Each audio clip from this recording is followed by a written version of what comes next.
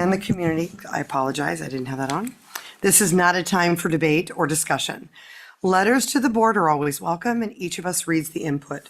Requests for information should be made as outlined in policy KBA-AR.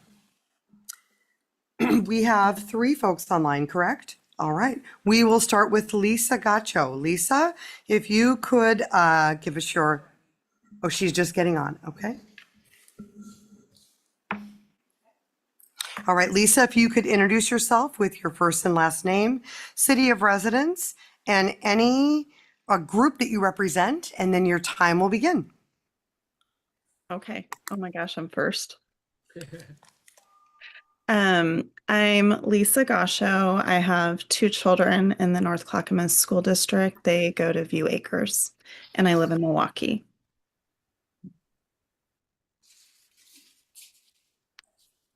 Oh, can you hear me? Yes, your time has begun. Go ahead and speak. Perfect. Thank you. So I wanted to speak again today on a couple things.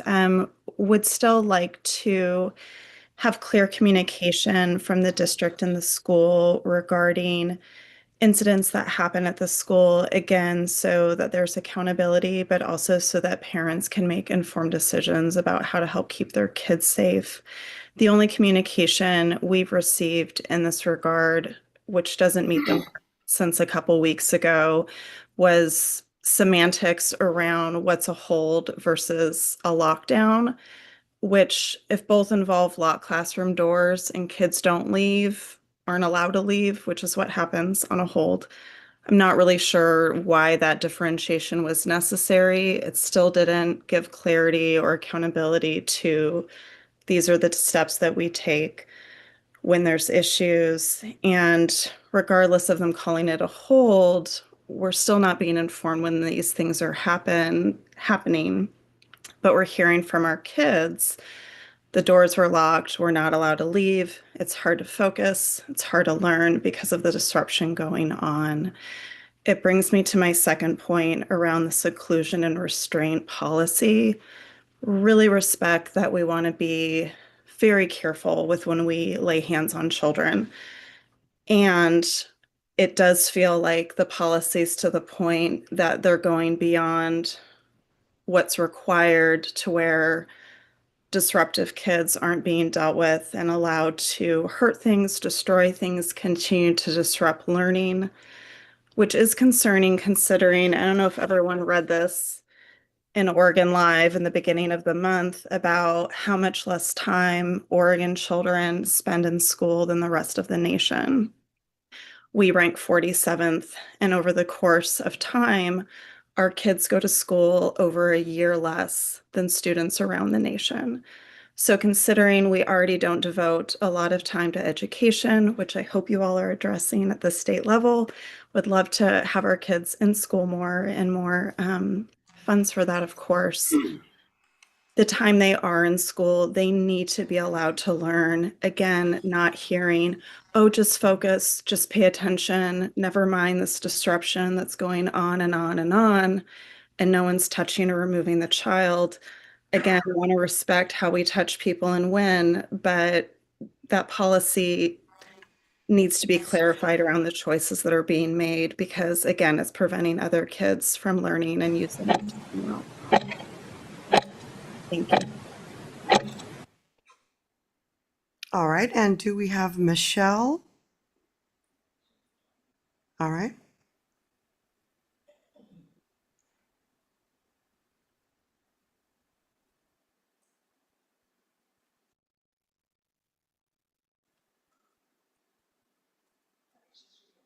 Okay. Michelle G. Wen, you're on. Oh, hi. Hi. Michelle, if you could introduce yourself, tell us your city of residence and any group that you represent, and then your time will start automatically.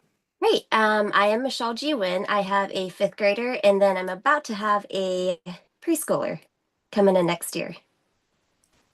And your city of residence? Oh, duh, Milwaukee. Okay. All right. Thank you. And your time has begun. Okay. I want to say thank you for taking the time once again to hear my comments about student safety. I am requesting clarity from the district regarding your interpretation of and implementation of Oregon's restraint and seclusion statute. The Oregon statute allows staff to intervene to stop a fight in ways that do not constitute restraint or seclusion, yet what we are seeing suggests the district has adopted an additional policy layered on top of the law, one that appears to discourage physical intervention altogether. It is common knowledge among students at our school that they are told to run if they become the target of an attack. The student attacking is often locked out in hallways, potentially in a genuine crisis, without appropriate support. Teachers are left in impossible situations, and students who witness these repeated incidents experience ongoing trauma, what has now become over years. So I am formally requesting the district's written interpretation of Oregon's restraint and seclusion statute, written guidance provided to staff regarding de-escalation and intervention during incidents, and a clear definition of how this district defines imminent threat. We cannot continue in a system that leaves our teachers unsupported and afraid of doing the wrong thing at the cost of our students' safety. And I do want to be clear, I'm not asking for more restraint. I don't support restraint as punishment. I don't support using force for noncompliance, and I absolutely support protections for students with disabilities and without. That's not what this is about. Oregon law does allow for staff to physically intervene during attacks. So if teachers feel afraid to step in when a child is being hurt, that's not about expanding restraint. It's about clarity around district policy and training for teachers. Students with disabilities deserve dignity and protection. Students being attacked deserve protection. Teachers deserve clear guidance so they can act in good faith without fear. And parents deserve communication. These things are not in conflict, and we can protect vulnerable students and still expect adults to stop violence. I also want to address communication after incidents. If a threat is serious enough to require internal intervention, it is serious enough to warrant timely communication to families in a general, non-identifying way. This district has cited FERPA as the reason parents are not notified of threats unless they result in a hold or lockdown. And as I requested last school board meeting, I am once again requesting that the district put in writing how alerting parents and staff about threats without identifying information would violate FERPA. Because it is unacceptable to learn about gun threats, unaliving threats, physical harm, and more through our students and not through school. Tonight, I am not asking for conflict. I am asking for clarity, written policy, accountability so that parents, staff, and students understand how safety decisions are being made. Our children deserve environments where safety is proactive and not reactive, and our teachers deserve policies that empower them to protect students without fear or punishment. Thank you. All right, thank you. And is Anthony Wynn online, or is he just joining?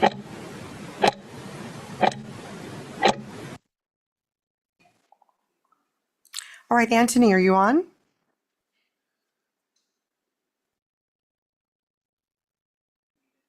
Yes, can you hear me? Okay, yes, we can. Anthony, if you could introduce yourself, first and last name, your city of residence, and any group that you represent, and then your time will automatically begin. Okay, good evening. Anthony Nguyen. I live in Milwaukee, and I am a parent of a student that goes to View Acres, a fifth grader. It's been 2 weeks since the last time I was here, if sharing my feelings about student safety and the concerns that we as parents have. It seems that little has changed. There hasn't been much effort to try to understand the parent's perspective. Instead, there seems to be more focus on the semantics of the situation and recent social media posts. My initial concern and the reason I showed up in person the first time, I'll share again, that stemmed from a student making threats of violence aimed at other students, and the school choosing to not communicate that for 2 days. And even then, they only did that after they lost control of the situation. A threat directed at students, regardless of what the protocol labels it, is a threat that every parent needs to be informed of every single time. It's not within the duty of care to withhold that information. It feels as if the school and the district is either failing or refusing to acknowledge the underlying systemic issues that are present in our classrooms. Based on the recurring incidents, the process in place doesn't work. And there has been little shared with parents on what you're doing proactively to manage these situations. Every incident seems to be handled reactively. We're asking to identify if this is a commitment issue or a capacity issue. Rather than working with the parents to find a solution and create a better learning environment, which I feel everybody wants, it seems we keep getting scripted responses via email that feels patronizing and lacks accountability. There's been no initiative or action from the district or the school outside of those emails that instead try to rationalize a process that clearly has been ineffective. It lacks empathy for the parent's perspective. I have to say that again. And deflects the concerns that we have and that we've brought up in person just 2 weeks ago.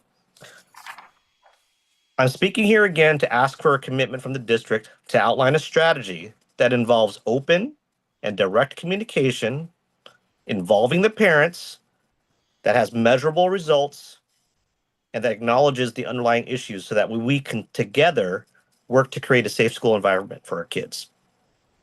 I'll give back the rest of my time. All right, thank you. We will next move on to the native land acknowledgement, and we have a video made by our students.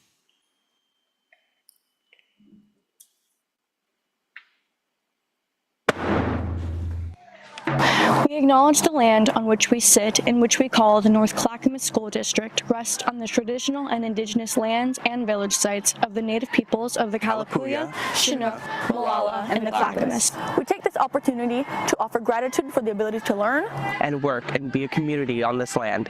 And we offer thanks to the original caretakers of this region. We recognize the historic policies of colonization, genocide, relocation, and assimilation that affected the indigenous and native families, both past and present, and that will affect those in the future. And honor the resilience and revitalization of our indigenous and native communities. We pay our respects to the elders, both past and present, who have been the stewards of this land throughout the generations.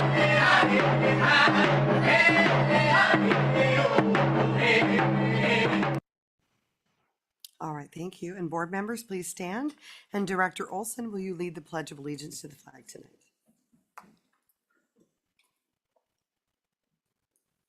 I pledge allegiance to the flag of the United States of America and to the republic for which it stands, one nation, under God, indivisible, with liberty and justice for all.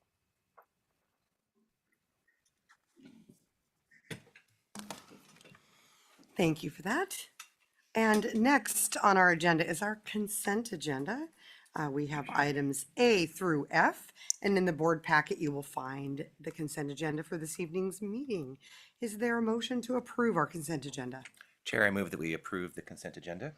Do we have a second? Second. Okay. It has been moved, seconded, and third, properly moved by Director Wachter and seconded by Director Olson and Director McVeigh. They came in at the same time. I will call for a vote on the motion. All those in favor, aye. Aye. All those opposed? Motion passes with a vote of 6-0. Thank you. And the next item on our agenda is the Youth Equity Advisory Committee report. I welcome Chief of Student and Family Services, Dr. Kalia Williams-Rodriguez, who will introduce our guests.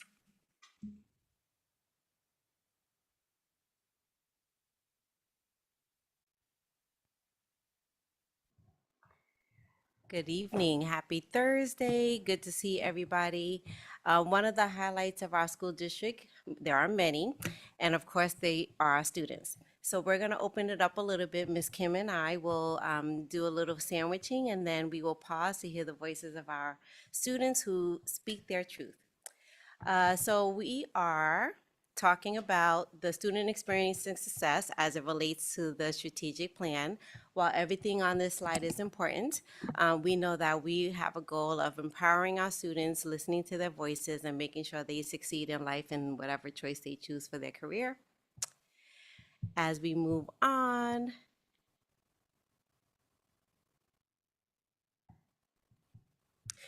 during our time, we meet about once a month, and I'm also going to share this, that students have commitments. These are the students in our high schools. They have jobs. They have other obligations. So I just appreciate you being here tonight. They also commit their time to joining us once a month over a good meal. And we have some board members who also join us during that time. And we talk about the art of community. Some people call them norms, some people call them agreements. We talk about how we're going to be in community together. So this slide really highlights how we agree to operate as a team. So we pick one for ourselves to commit to during the evening, and that's our guiding principles. Adults in our schools use these as well. Okay. So as you may have heard last time in December, our students shared with us some of the themes that they wanted to talk about during the school year, and we put them into this graphic organizer. So what you're going to hear a little bit about tonight are some ways, some highlights, and some ways that they can see where we might use as opportunities to enhance the student experience and success. So Ms. Kim is going to talk about a few things after this slide, and then we'll pause for the students. What we also want you to know as school board members is we're in the season of surveying our students through something called the Youth Choose Survey. And I see some nodding because that's code for they have participated in the Youth Choose Survey, right? Good, this month. And so it ends tomorrow. Our schools have been doing a little final push, students and families this month. And you can see some of the topics that we are asking students. There are a lot of questions. Would you say what, 45 minutes it takes to complete?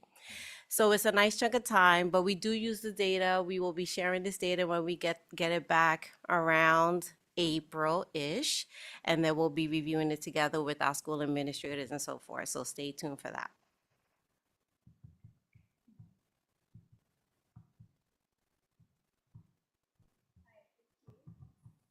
There we go. Thank you. So we're always looking for creative ways to support our students. As we saw earlier, the mental and emotional health is one of the big topics. So in 2017, a group of teenagers, really wise teenagers, came together and put together a Work to Be Well organization where they wanted to reduce some of the stigma around mental and emotional health and kind of normalize the topic and let students know that they're not alone. So it's a really teen-led mental health organization with free services. So they have modules, lessons, curriculum that students can go onto and find resources to support them. So we're just always making sure to give them some different resources and tools in their tool belt.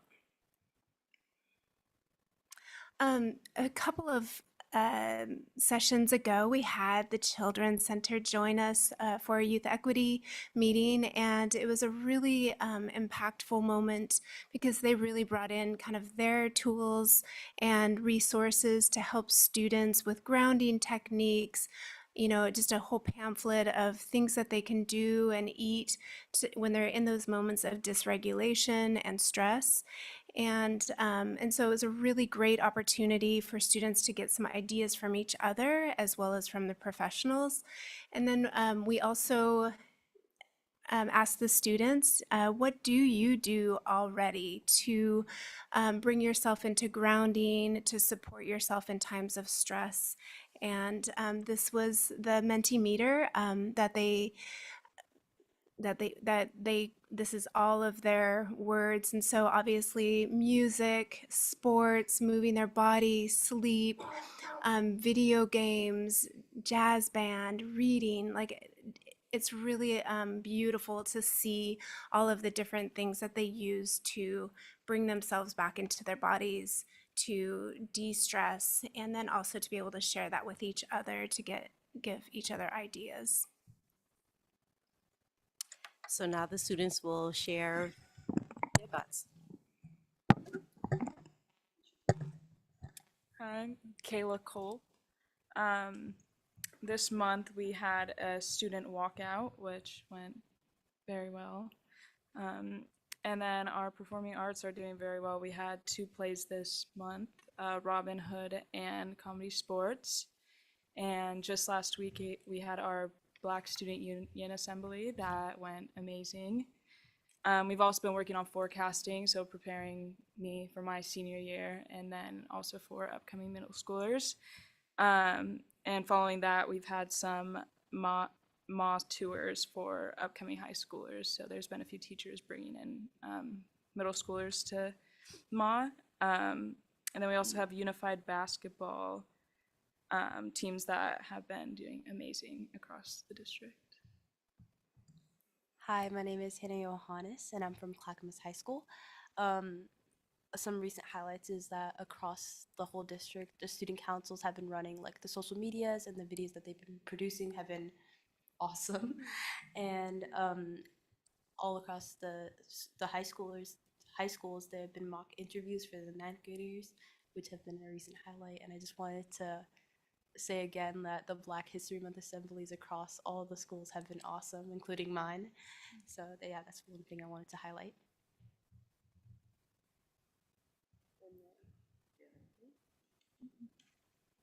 Just focus on the last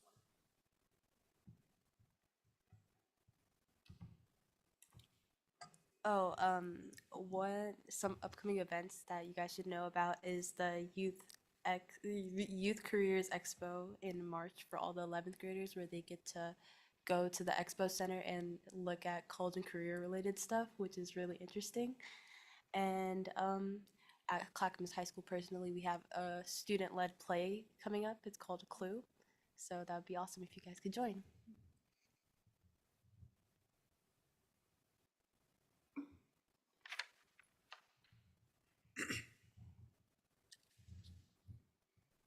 Say my name? See. All right. My name is Layla Graham. I'm from Milwaukee, Academy of the Arts. And some ideas or suggestions I have for improving the school experience for students is myself and peers have noticed that freshmen seem to be having a hard time getting into school in general, whether it be, socially or schedule wise. So more support for incoming freshmen more than just link crew, maybe possible support clubs for freshmen only. And then we were thinking about more enforcement of proper bathroom pass usage because we have a lot of students just taking the passes and walking around the halls doing whatnot. So I think it would be good to focus on that. And I did bring this up last time, but more post-high school support, college reps, recruiters, etc., because a lot of my friends have no clue what they're doing, and it's very important to know what you're doing in high school or after high school.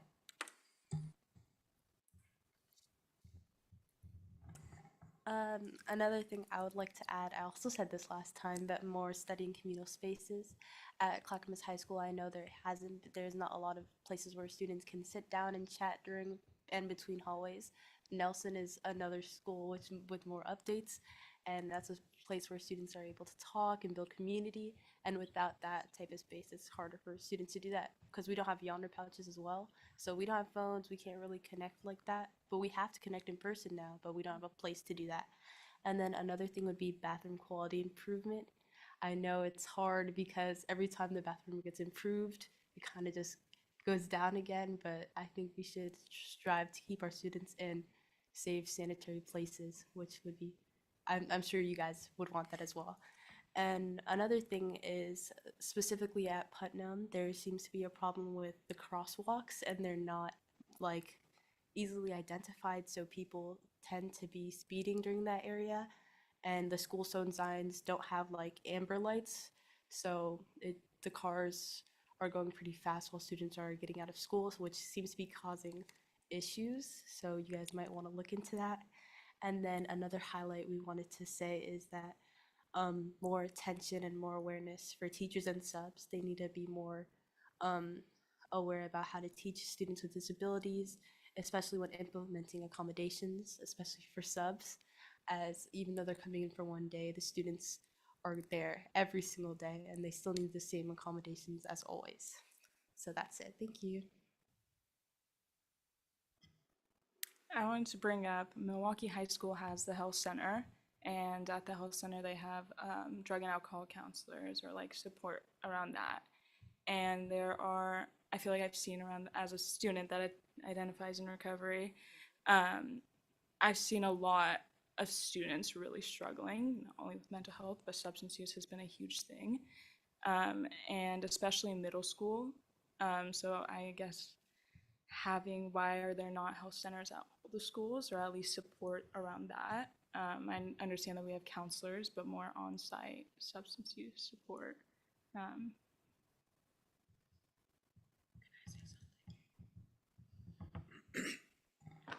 I just want to branch off of that, having more health centers in schools.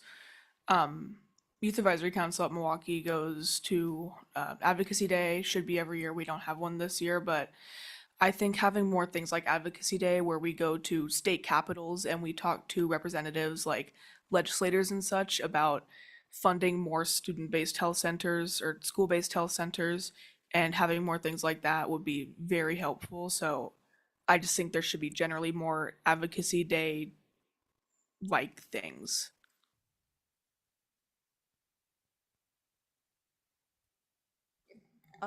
On the health centers, I know the middle schoolers are supposed to like combine with their sister high school, so the middle school students have access to the health centers in their high school. I'm sure, but it's kind of hard when the high schools have distance. Like, it's when the students don't have transportation there, it's hard to access those amenities. So.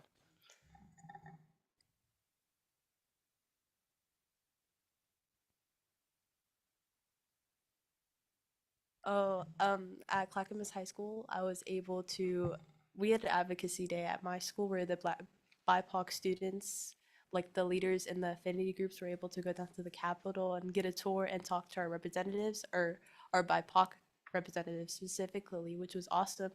I got to speak to representatives about education, hopefully bringing our funding up so we can our students can get those benefits. So that was awesome.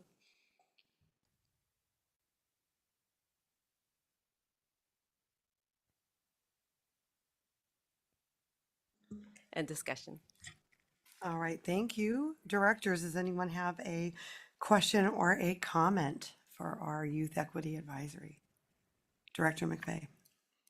So I love that thought about freshmen, and you were all freshmen once.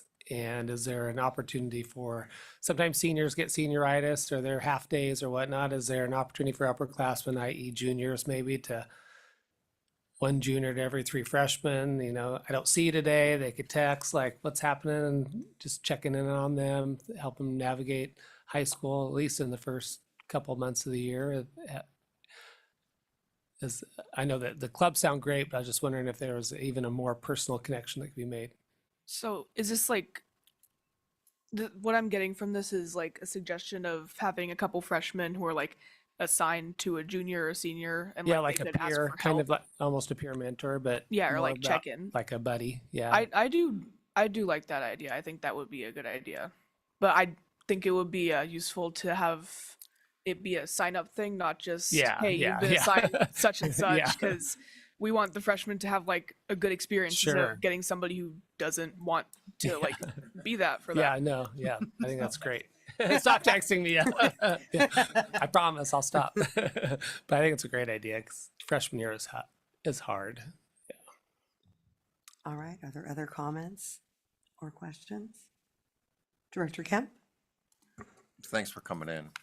Made a lot of notes, and I always think this is one of the better groups that I've ever been able to attend in school. So thank you guys. All right, thank you. Does anyone else have a question or comment? Director Olson? I just want to say thank you. Thank you for coming in. Thank you for speaking your truth. Thank you for coming with not only like problems, but ideas of solutions, because really the best way for us to know what's going to work for kids is to hear from kids. So I really appreciate, and I love spending the time with y'all, and I'll see you next month. All right, any other questions or comments? All right, thank you all. Thank you so much. Appreciate your time.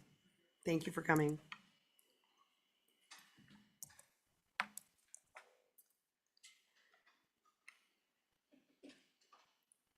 All right, next on our agenda is the quarterly financial report.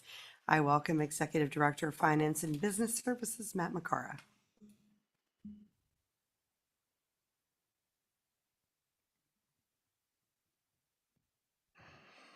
Good evening. Tonight, I am pleased to present the quarterly financial report for the quarter ended December 31st, 2025. Second quarter actuals are projecting to an ending fund balance of $69.9 million. Revenues and expenses are both in line with expectations and our experience for this point of the fiscal year. Some things that are not reflected yet, but will probably influence the next quarterly report, are the overall effect, financial impact of enrollment on our state school fund support, the overall trend in personnel expenses, as well as the impact of any additional deferred maintenance work that may be needed. As part of the financial report, there's a summary of our investments in the form of the investment report. Our cash flow continues to remain adequate to meet our needs. I would be happy to answer any questions should there be any. All right, thank you. Directors, does anyone have any question about the quarterly financial report? Director Wachter. Thank you, Chair. Matt, thank you for this report. I did study it, I think, pretty well, and I'm noticing that revenues are a little higher than we anticipated and expenses are a little lower. And I think that's a real testament to fantastic financial stewardship by the district and the superintendent and you specifically. So thank you for that. Thank you. I noticed the 18 million less in the end fund balance than the prior year. You call that out in the first paragraph. Can you speak to the drivers of that?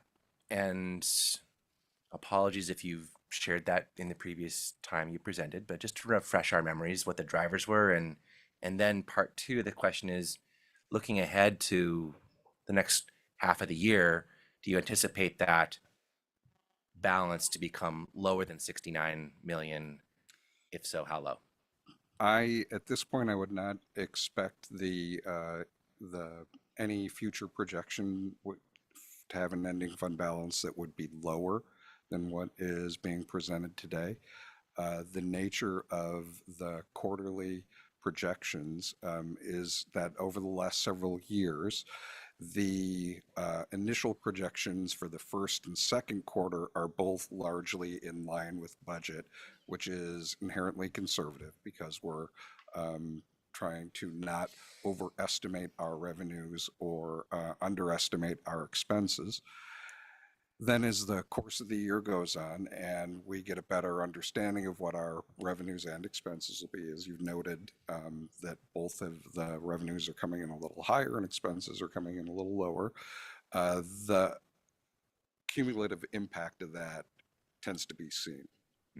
So in the next projection, I think we're by that point in the year where we have more of the year, 3/4 of the year under our belt, then we're really able to kind of dial in a little more closely as to where we'll end up. But inherently, what we're going to project it, the first couple points in the year is going to be inherently conservative. And to your other question about what are kind of the drivers of what we're seeing this year, one thing that we are certainly seeing, even though the expenses are trending below what we've budgeted, they are up significantly. The year-over-year is an absolute increase. Our year-over-year personnel expenses are up over 12% from last year. So that's had a very significant impact. Yeah. Thank you. Appreciate that call out. I would add to that, in addition, that we've had cuts this year to certain programs that were unexpected. Title I, we've had funding that has come in less than what was allocated in the beginning with SIA, and we've had some additional unexpected capital improvements, more than improvements, some capital things that have happened that we've needed to fix that have been very spendy as well in few other things like that. So I think that it's important to point out, we usually don't get allocations for less than what was awarded at the beginning of the year, and that has definitely unexpectedly impacted us. Thank you. To Dr. James's point, this year we did, at the state's suggestion, we did have to model some scenarios that considered cuts to the our existing state school fund allocation, which is very unusual. It currently it looks like that may remain stable, but it is kind of an indication of that allocations that we've received are a bit more precarious than they've been in the past. Thank you. All right, thank you. Are there any other questions or comments about the quarterly financials? All right, thank you, Matt. Thank you. Appreciate it. Thank you. Next on the agenda is the 2026-2027 Interdistrict Transfers Discussion. I welcome Chief of Student and Family Services, Kalia Williams Rodriguez. Hello. It is good to see each of you again. This is the time of year where this is up for discussion, not seeking action at this time until the next board meeting. Interdistrict transfers is a conversation around how students move into and out of school districts, particularly North Clackamas School District. There are several ways, as you can see on the screen. It happens through temporary guardianship, which is power of attorney. McKinney-Vento, you might hear is something called Title X services, or court placement, charter schools. Tonight, we are discussing slot-based systems hardship transfer request, which seeks your approval. So we have an OER that helps us understand how students will move between school districts. So inter is about moving between school districts, and then sometimes we call it in-district transfers. Again, that is not what we're discussing this evening, but we also have a process where families request to move between our school district, between schools in our district. So we have a lottery process for requests that where we have more applicants than space that allows for. Remaining slots after the lottery will be available on a first-come, first-served basis. Hardship transfers, as you may be familiar with, is again based on the OER, indicates that we can, there's a committee that listens to families' requests to transfer into North Clackamas School District. Across the state, we have a release, that's an expectation or a requirement, where school districts would release a student. So for example, leaving North Clackamas, we would release a student to enter into another school district. So historically, we have released students, and then we have like similarly accepted students into North Clackamas. So we'll look at some numbers in a little bit. When we are in a position to revoke a transfer, it is typically based on not adhering to the attendance or behavioral guidelines as set forth in our school handbook. It is very rare, but it has been a couple of times where we have had to revoke a transfer.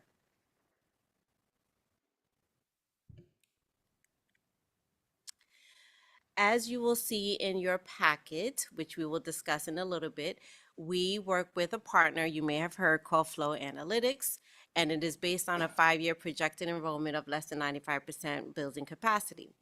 During the application period, which there's a timeline we're going to discuss at the end of this presentation, we let people know on our website what the information or the timelines or the dates, and we have people calling now eager to enter North Clackamas School District. So after board approval, we will let people know what those timelines and application processes are. So that's a nice compliment to our school district.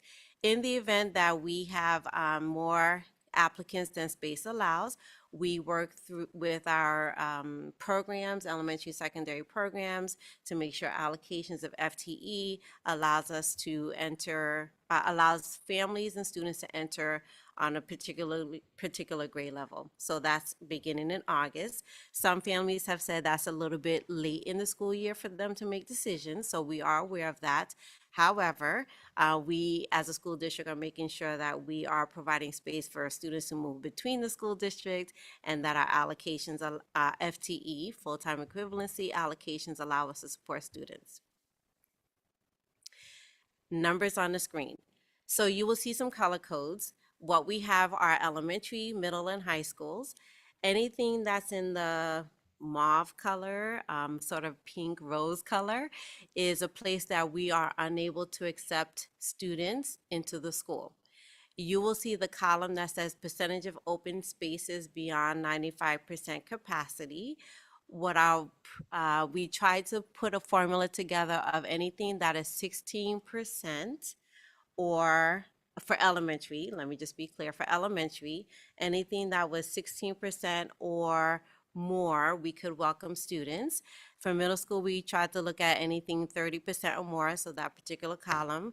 And for high school, 25% or more for mathematicians in the room. However, because we wanted to go backwards for Nelson, Nelson High School is at a place where you can see that we are unable to accept families and students, and therefore any school that feeds into Nelson High School would be a challenge. So working backwards, you can see Happy Valley Middle School, which goes to Nelson.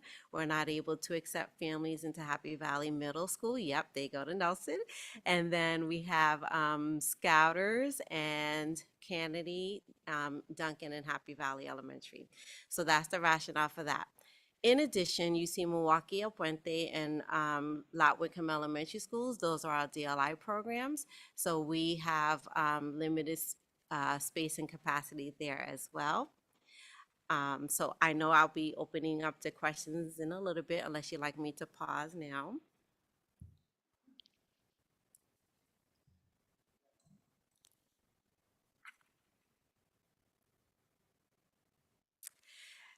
So we are proposing, and we have some information here in case you want to have a discussion around how many students is one of our attachments, how many students we've had transfer out of North Clackamas School District, and how many students we have transferred into North Clackamas School District.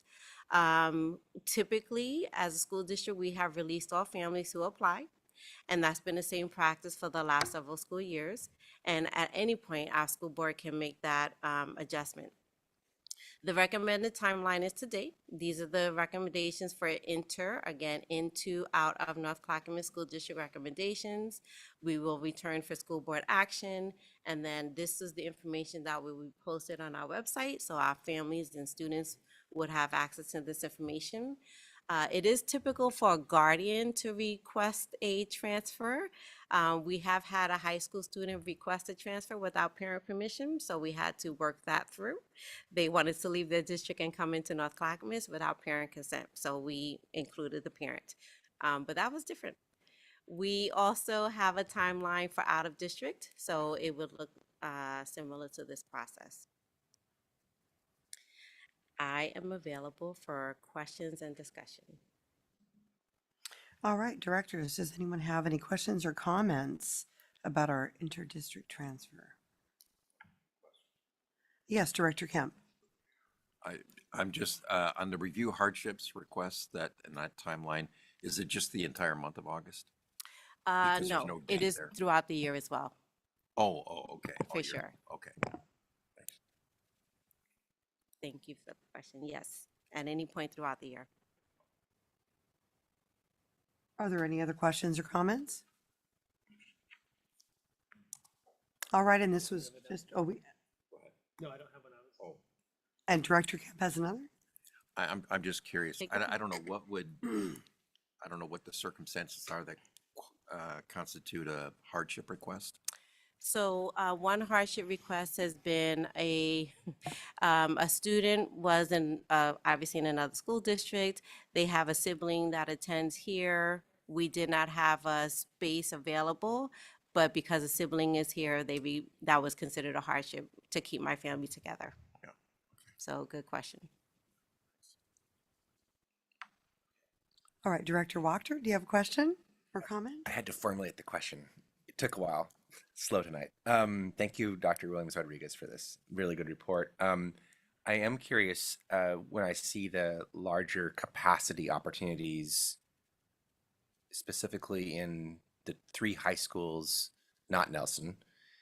How did we arrive at 12 and not 13 or 20? Why is it 12? And I'm thinking that core classes are very thoughtfully calculated. How many more students could we actually add before we have to incur more expense for instruction?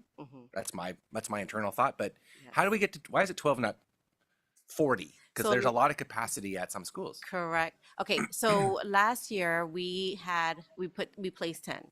So we went up by 2 in 2 increments to make sure that we're not overcrowding classrooms. And based on the enrollment, of course, we are a little lower at this point of the year. We are going up in increments. So 12 was a number in consultation with others. Thank you. Mhm. All right, any other questions or comments? All right, thank you for the presentation. This will be brought up at a future board meeting for action. Wow. And our last item on the agenda is our Chromebook Award discussion. So, the contract award for student Chromebook procurement. This is a discussion action item, and I welcome Superintendent Shea James, who will introduce our guests. Yes, thank you. Tonight we have with us Leanne Schreier, who is our Director of Technology and Information Services, and she's going to walk us through the discussion and hopefully action for the Chromebook procurement. So welcome, Leanne. Thank you. This year, we are bringing forward for consideration a contract to purchase student Chromebooks rather than lease student Chromebooks. So that's the primary difference that we have this year from what we've done the last few years. Starting in 2020-2021 school year, we essentially have shifted into a different variations of a one-to-one student Chromebook program. And that was primarily funded through one-time funds, pandemic funds. That was the bulk of what we did. And we, since then, have gone through different iterations of what that looks like in the building, what that takes to keep a program like that going, and what's in the best interest of the students, and what makes the most sense instructionally based on feedback that we've received from our staff members and from our administrators in the building. So what it looks like now is what we changed to this school year, the 25-26 school year, is what we're proposing moving forward, is that at the high school, students will continue to be issued a Chromebook that they take home with them. And so it's a true one-to-one program where students have something assigned to them, they use it in their classes, they also bring it home and use it at home. At the middle school and at the elementary school, our student Chromebooks are in carts, and we're proposing that we continue with that model. That's worked quite well for us. That was a shift this year to middle school, and we're working with the schools on what that looks like, how we support that. As we've done that, that changes the dynamic of our need. So where before we were sending Chromebooks home with students and there was quite a bit of damage, and so we needed to have a more aggressive replacement cycle. At the same time, as we've learned, and we all know with the budget realities that we're facing in the next few years, we've re-examined what that looks like and determined that we need to change a little bit on our replacement cycle and how we actually utilize the devices. And so rather than, for example, replacing middle school devices every 4 years and high school devices every 4 years, we're shifting to a K-12 6-year replacement cycle. And so we have the same devices, K-12, so our middle school students use the same devices as our elementary students and as our high school students, which gives us that flexibility to interchange and move around and shift as needed. But shifting to a 6-year replacement cycle also means that leasing doesn't necessarily make the same financial sense that it did when we could retain that resale value or retain that, get a lower price on the lease than what we would pay. So what we're proposing is that we shift now to a purchasing model, and we're on a 6-year replacement cycle. So for this year, what we're requesting is that there's approval that we issue a contract in the amount of not exceeding $1,300,000 prices are a little, they are changing right now quite rapidly. And so right now, the quote that we have is under 1,300,000, it's closer to 1,200,000. But we wanted to get that flexibility just in case there's a last minute adjustment to that. And so we are seeking approval to award that contract to the Organization for Educational Technology and Curriculum, which is where we purchase a lot of our technology. They have competitively bid contracts, and we are able to purchase through them at a government discount, essentially. And I'm available for any questions you might have. All right, thank you. Directors, are there any questions or comments? Director Olson? Yeah. I went again. So just to clarify, this is a purchase for all grades and levels at one time and not a rolling 6-year cycle? No, excellent question. It's actually what we're shifting to is a 6-year replacement. So it's basically 16.76% of our total number that we need. And so it would be replacing that amount. And then next year we would replace the similar percentage. And then at this point, we're still examining where they would need to go, probably more likely to go into elementary schools because they have the older devices. And so we would just continue on this cycle of replacement each year. Okay, but the amount that you're asking for covers this whole 6-year? No, that's just for this annual. year. Okay. Yes. Okay. Yeah. Thank you. That wasn't clear to me. Yeah. And just one more, could you clarify also, I mean, we know students are really hard on Chromebooks and they could probably be categorized as consumable, materials. So just wondering, the switch from a 4-year more frequent replacement cycle to a 6-year, what considerations are there? So one of the pieces we know is our high school students aren't as hard on them as our middle school students. So we don't see the damage at high school that we saw at middle school when we were sending them home. Now the middle school devices are actually in the classroom, so the students don't carry them from class to class. They don't go in their lockers, they don't go in their backpacks, they stay in the classroom in a cart. So we're not seeing the same amount of damage that we saw previously. However, the other piece that's I think might be helpful to know is that we also started last year, our staff actually does the repairs on the Chromebooks, and so we have, by keeping it all in-house, we're able to take, for example, if there's a Chromebook that has a broken screen, but the board works, we can then trade that out into a Chromebook where the screen is good, but the board doesn't work. And so we're able to utilize those parts through our repair center. And we also have been able to purchase some of our leases. And so when the lease was up, we purchased the devices so that we could use them for parts. And so that has helped with that. Okay, thanks. I would also add, we asked Dr. Schreier to go back to the drawing board in terms of the budget with the tariffs that have come about. We have seen a substantial increase in the cost of Chromebooks and trying to figure out how this is sustainable for us down the road. So even over the next 5 years, the cost is going to go up. We're going to come back with even a higher cost than this year. And so trying to look at that picture, and she's done a great job of trying to make it sustainable in the meantime for our students. So I think that's a big part of it as well. All right, thank you. Director Kemp, and then Dory.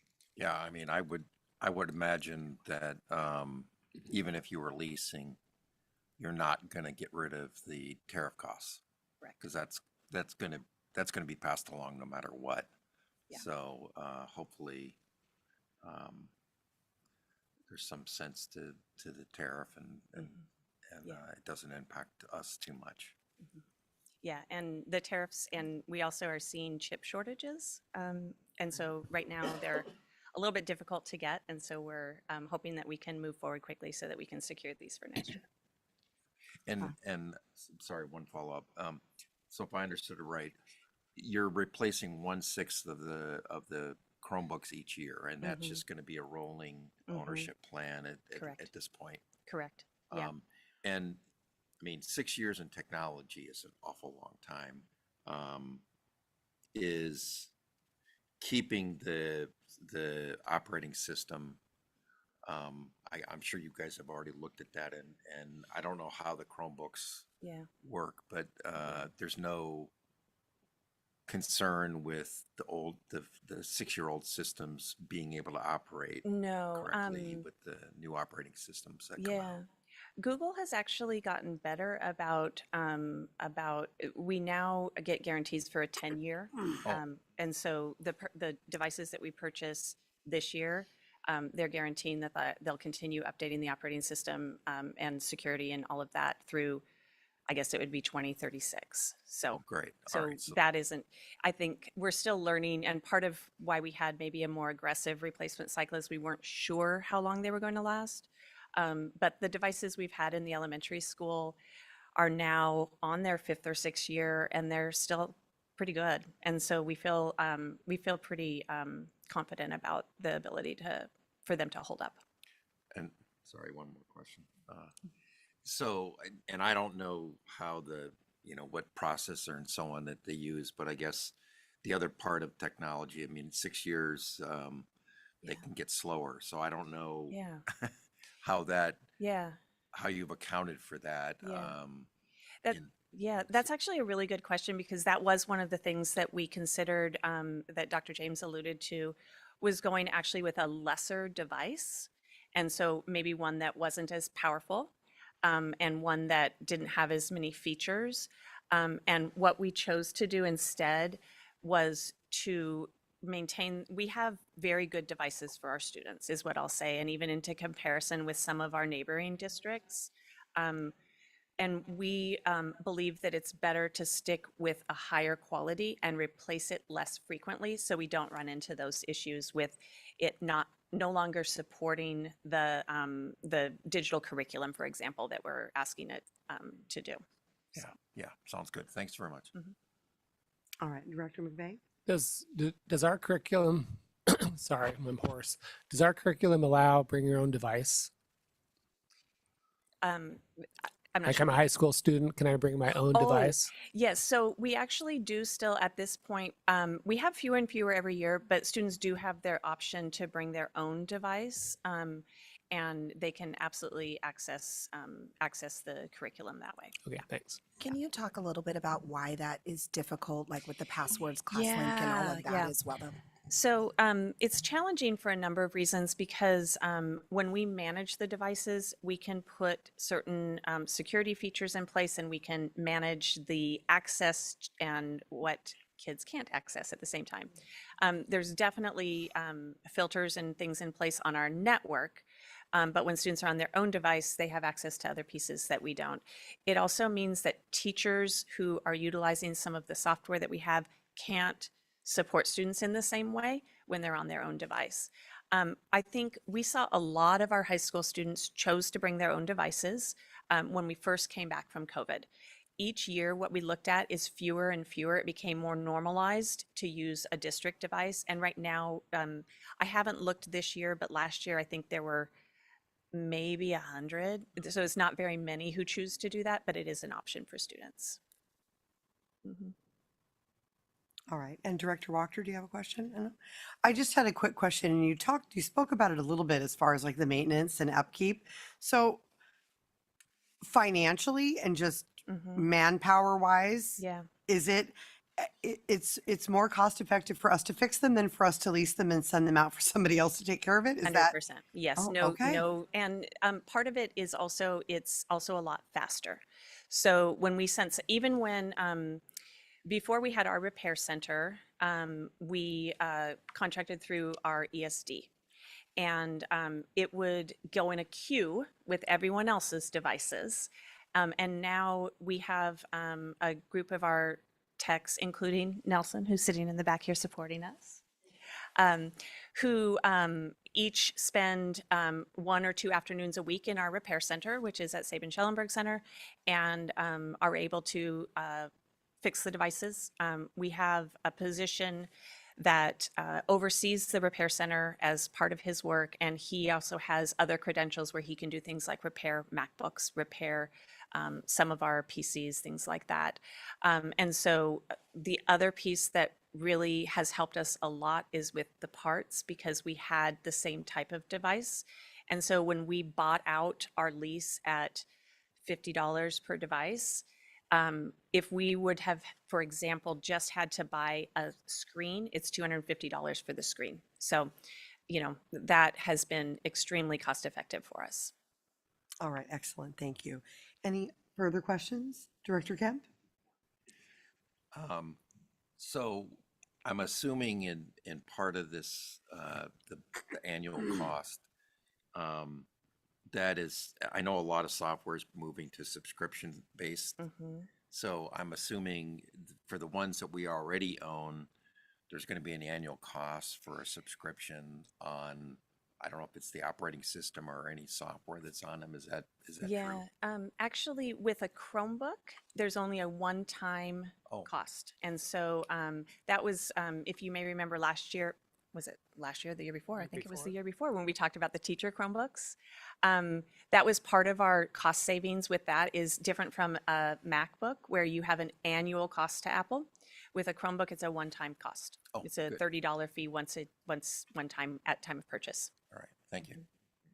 All right, excellent questions, directors. I appreciate that. Now we are looking for a motion. Chair, I'll motion to award a contract to the Organization for Educational Technology for the purchase of student Chromebooks for a total cost not to exceed $1,300,000 as part of the district's transition to a long-term routine maintenance and refresh program. Is there a second? Thank you, Tori. Second. All right, it's been properly moved by Director McVeigh and seconded by Director Wachter. Is there any further discussion? All right, we're going to take a roll call vote. Director Kemp. Aye. Director McVeigh. Aye. Director Olson. Aye. Director Tamtrang. Aye. Director Wachter. Aye. And Director Benaloga. Aye. The motion passes with a vote of 6-0. Thank you very much. Thank you. Appreciate your time. And we are about to adjourn, and I want to leave you. Are we done?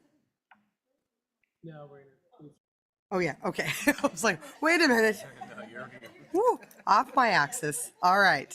Okay. So thank you all for joining us. We always appreciate your time. I want to leave you with this thought from Teresa Quant. She is an educator and a curriculum developer. And I truly believe that those of us in this room and in all of our school buildings, this is how we look at every day. Watch a teacher with a classroom full of students, and you'll see what real love looks like. So go forth, have a wonderful rest of your February. It's very short. And we are now adjourned at 7:30 for this public meeting of the North Clackamas School District Board of Directors is adjourned. Have a good evening.